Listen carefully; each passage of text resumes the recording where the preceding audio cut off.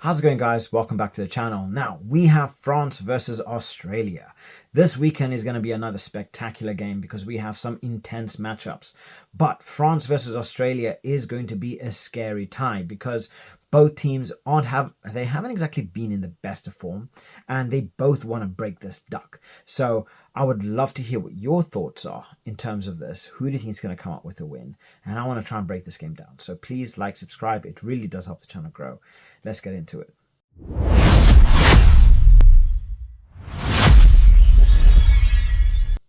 So France, they have been a little bit sketchy. France have been a little bit sketchy.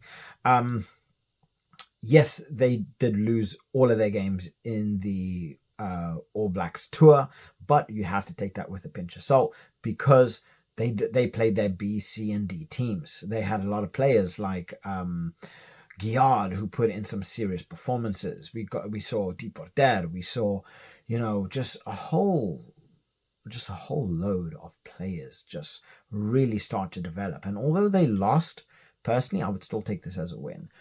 Where they genuinely lost was up against South Africa, where they played a vast majority of players. Yes, they were still missing players. They didn't play Aldrit. They didn't play Malvaka. They didn't play Mofana. Obviously, they didn't have Antoine Dupont.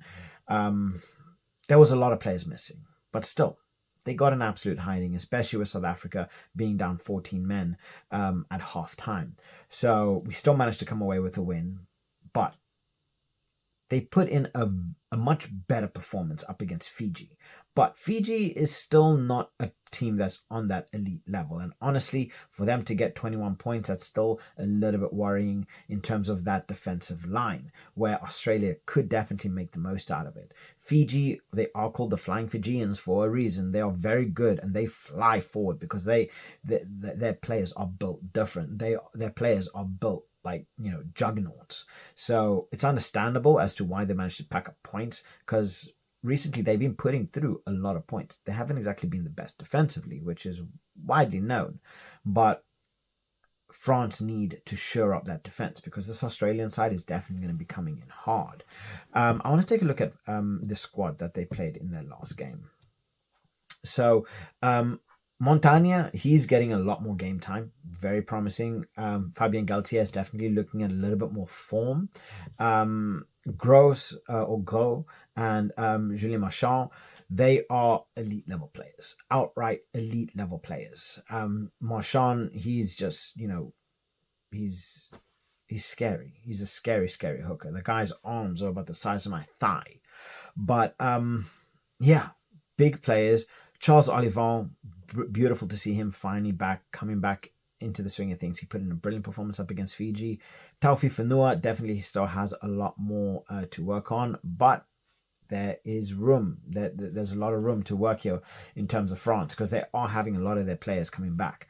Gelan, Aldrit, and then Jegu. Honestly, we are definitely going to be seeing a much stronger side here. We're more than likely going to see Boudahan, Gelan, and Aldrit at 8. I can definitely see, but Malvin Guillard could fill in the 5 spot if needed. He could fill in the 8 spot if needed. He could fill in the 6 spot if needed.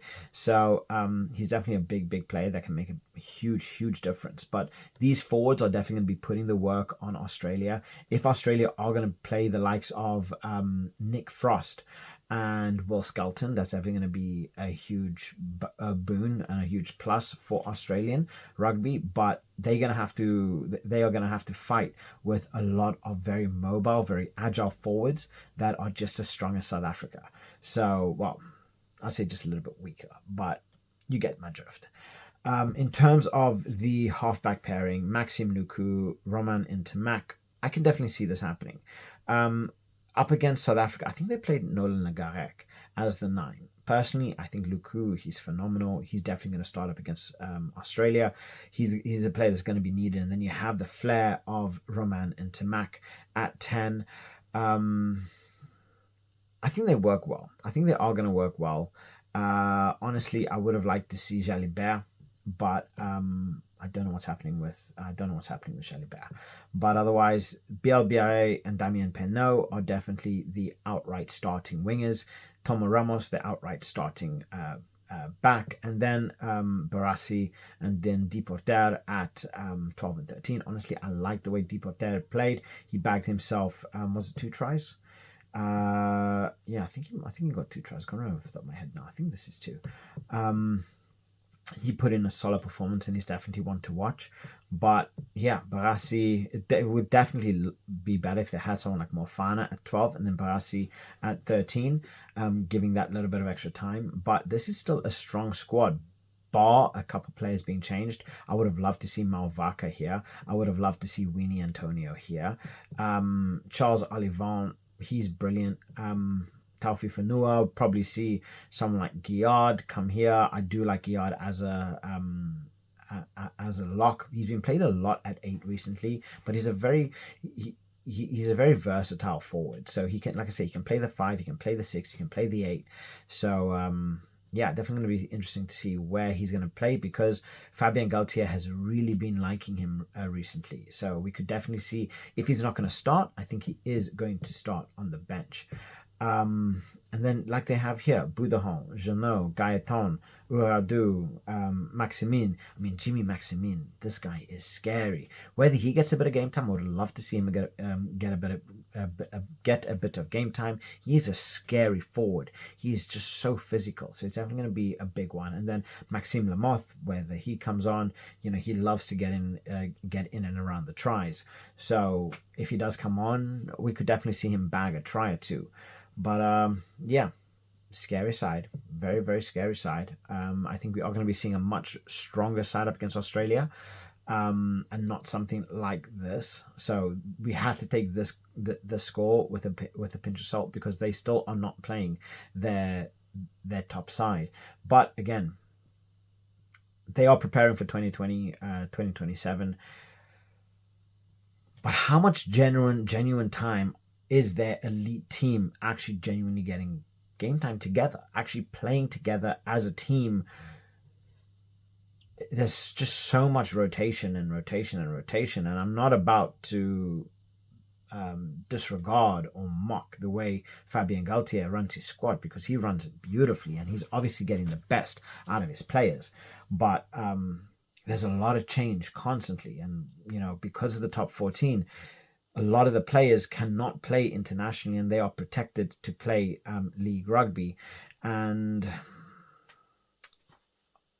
maybe at some point, when they are going to be chasing the elite, well, I'd say they're already an elite team, but when they're chasing that number 1 spot, I think you kind of want your A team to be playing with everyone quite regularly, at least a couple times a year. I don't think we've seen France play their best team they possibly could at all this year, at all, given players that are actually available.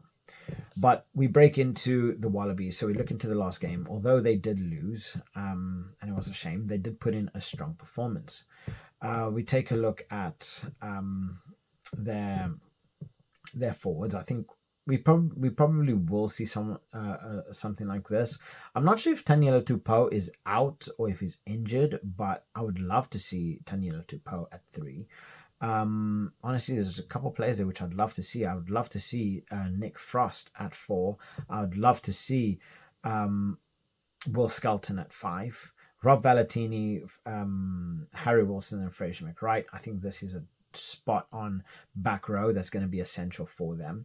I think this is going to be what is needed for France, because they're going to need brilliant jacklers. They're going to need beautiful heavy runners of the ball, and players that are very agile, like your Rob Valentini, who can definitely make a lot of magic happen. So yeah, they've got all the defensive work. They've got very good offensive work. And yeah, they've got Fraser McWright, who's one of the best 7s in world rugby. The guy he's a turnover machine. He's a jackling machine. So yeah, he's definitely going to be one to look out for, and one that France are definitely going to have to try and contain. But I mean, we take a look at the bench. Obviously, they have Nick Frost, Colatazano. I still don't feel Colatazano is at the level that he should be starting. Ryan Lonergan, Tane Edmed. I would like to see a little bit of Taylor Edmond, but honestly, I want to see Carter Gordon. I want to see Carter Gordon starting. I want to see him playing because I think he brings that extra oomph, that pace, that fire that is going to be needed to be able to get the most out of this France game, because it's not going to be easy. It's being played in France, Stade de France, and South Africa know how hard it is to go there and come away with a win. It's not easy. So this Australian side is definitely going to have to be at their best. So I want to see Carter Gordon starting. Len Ikitau Suali'i spot on centers. I want to see Max Jorgensen at 14, please. Yeah, Max Jorgensen at 14, change things up a bit. So even if you're going to be having Harry Potter at 11, put Andrew Callaway at 15, put Max Jorgensen at 14. I think he's most effective at 14. And especially with the speed that France have in the likes of Bielbiaye and Damien Penaud, I think they're going to need Max Jorgensen at 15. Andrew Callaway, he's brilliant in the air. He's got a good boot on him. He can make space. He can, he can relieve pressure at the 15 role whilst also allowing Max Jorgensen to be on the counter attack. I think you're going to get a much more out of him at 14 than what you would at 15, especially up against France. So however they play the 11, I want to be seeing Max Jorgensen at 14. I mean, Daugunu is good, but I feel he would probably work a little bit better up against France when they are tired. Coming on in the 60th minute, he's a very big physical specimen. So, having someone like him running with power and pace at you while you're tired, it's only a bonus. So I think he would probably work better coming on off the bench and then potentially moving Max Jorgensen into the 15, or even playing Max Jorgensen at 11, Daugunu at 14, and then Andrew Callaway at 15. I think that would probably be the best solution. That way you get this power, you get the speed, you get the aerial ability, you get the kicking ability, you have that the kick and chase that Max Jorgensen loves to do. And then so I want to see wherever they play in terms of the pack. They've got a strong pack. The lock pairing, I think we need to be seeing someone like Nick Frost and someone like Will Skelton. I'm not sure if Will Skelton is available, but even then, if you have Nick Frost and Hooper here, I think that's elite. That is still a very, very good lineout. Some good lineout options and brilliant locks, although not in comparison to France, but still elite level. This back row is elite in terms of world rugby. They are one of the best pairing of back rows in world rugby right now. They are scary. It's just they have moments. So Australia are definitely in it. They can definitely come away with big points. But like you look at the Ireland game, they were trailing in behind the entire game. They couldn't find a way to break down Ireland properly, and no matter what they tried, Ireland just kept going and going and going and going. So it's definitely going to be a difficult one for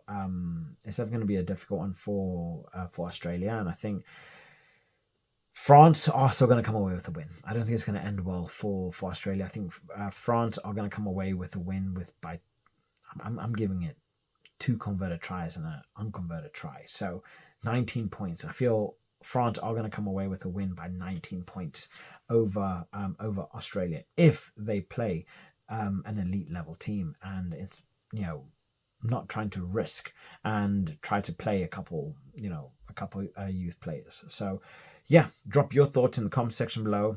Do you think France are going to win, and how do you think this game's going to go? So please like, subscribe. It really does help the channel grow.